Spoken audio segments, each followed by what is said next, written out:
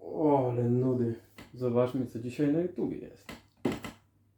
O, jakiś typ otworzył kanał o keto? To może być ciekawe. Z ostatniej chwili. Popularna choroba 21 i jej nowa odmiana Ompa Pompa właśnie wkroczyły na teren Wielkiej Brytanii. Z najnowszych badań wynika, że jedyne co nam może pomóc to ketoza. Mówił dla Was Christopher Kaszelek. A mnie tak jakoś dziwnie w gardełku coś? Halinka, sąsiad kaszlał. Dzwoni na prokuraturę.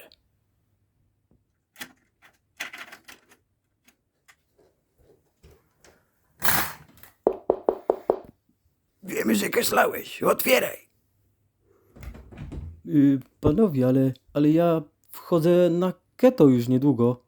Jak keto? To tylko z Damianem Burzymowskim. Siemaneczko, to dzisiaj wjeżdżamy z mówieniem pierwszego tematu. Jakbyście mieli jakiekolwiek pytania, sekcja komentarzy jest otwarta, także zapraszam do materiału, który dzisiaj dla Was przygotowałem i bądźcie czujni. Kolejne 2 materiały już wkrótce. Przez całe życie mówiono nam, że podstawowym źródłem energii dla naszego organizmu są węglowodany lub glukoza. Istnieje jednak alternatywne paliwo, które nasz organizm może wykorzystać pod kilkoma warunkami. Paliwo, które jest bardziej wydajne i często zbyt słabo wykorzystywane. Są nimi ketony. A więc czym jest ketoza? Jakby to powiedzieć, jest to stan osiągany, kiedy efektywnie spalamy tłuszcz, kiedy organizm zaczyna spalać zapasy tłuszczu oraz własne białka, a w zamian uzyskujemy energię. O stanie ketozy możemy powiedzieć wtedy, kiedy stężenie ciał ketonowych we krwi jest większe niż stężenie glukozy. Dieta ketogeniczna to dieta bardzo niskowęglowodanowa. Ciała ketonowe są wytwarzane w trakcie metabolizmu, czyli rozkładu tłuszczu. Komórki naszego organizmu mogą używać ketonów jako paliwa. Oto 3 rodzaje ciał ketonowych. Acetooctan, beta-hydroksymaślan, aceton. Każdy z nich pełni wyjątkową rolę i można zbadać ich poziom. Jednym z lepszych urządzeń do pomiaru ciał ketonowych jest ketometr.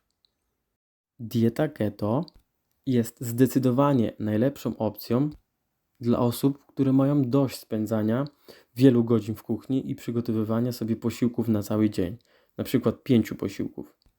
Jest też dla osób, które mają dość liczenia kalorii każdego dnia w każdym posiłku. No i przede wszystkim dla osób, które kochają jeść tłusto. Dzięki diecie keto Twój poziom energii będzie stały przez cały dzień.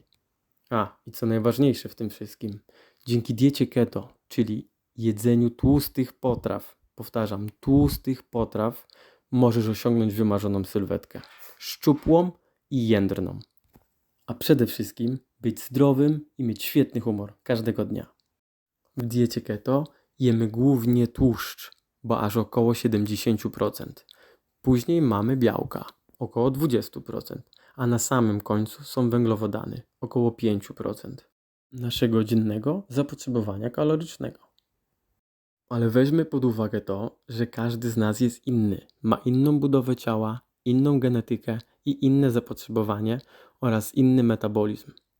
Aby rozpoczął się proces ketoadaptacji, musimy przestrzegać 2 bardzo ważnych zasad. Pierwszą z nich są bardzo niskie węglowodany, bo około 20 gram dziennie. Musimy zejść jak najniżej. Ja sam byłem na 20 gramach i na mnie działały świetnie, więc myślę, że to powinniśmy wziąć jako próg wejścia. A drugie, na co musimy uważać, to białko. Bo jeżeli zjemy nadmiar białka, to zostanie ono przemienione na węglowodany w naszej wątrobie.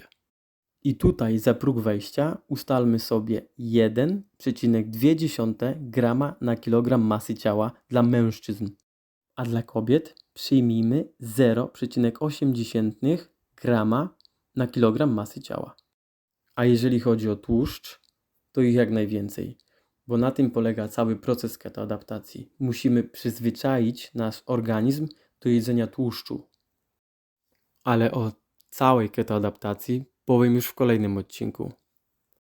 Ketoza zacznie działać, gdy ograniczymy spożycie węglowodanów, wówczas nasz poziom glukozy, insuliny oraz glikogenu zacznie się zmniejszać.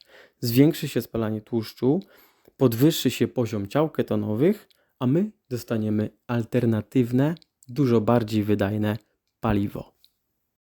To może teraz o różnicy między węglowodanami a tłuszczem jako źródłem naszej energii. Otóż 1 gram węglowodanów daje nam 4 kilokalorie, natomiast 1 gram tłuszczu to aż 9 kilokalorii, znacznie więcej. Nasz poziom energii na diecie węglowodanowej ciągle ulega zmianie. To wszystko zależne jest od posiłku, jaki zjedliśmy oraz przerwy między posiłkami. A dzieje się tak poprzez skoki insulinowe w naszej krwi zaraz po posiłku.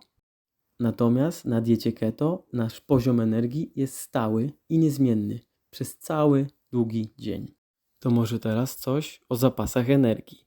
Na diecie węglowodanowej jesteśmy w stanie zmagazynować około 2000 kilokalorii glikogenu w mięśniach.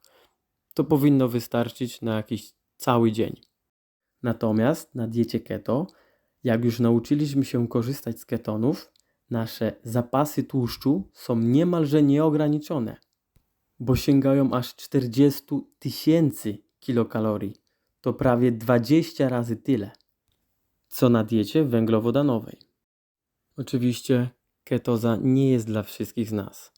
Nie polecałbym kobietom w ciąży, osobom z niewydolnością nerek, zapaleniu trzustki, nowotworze żołądka, zaburzeniach funkcjonowania wątroby, czy też cukrzycy typu 1 i typu 2. W tym przypadku skonsultowałbym to z lekarzem.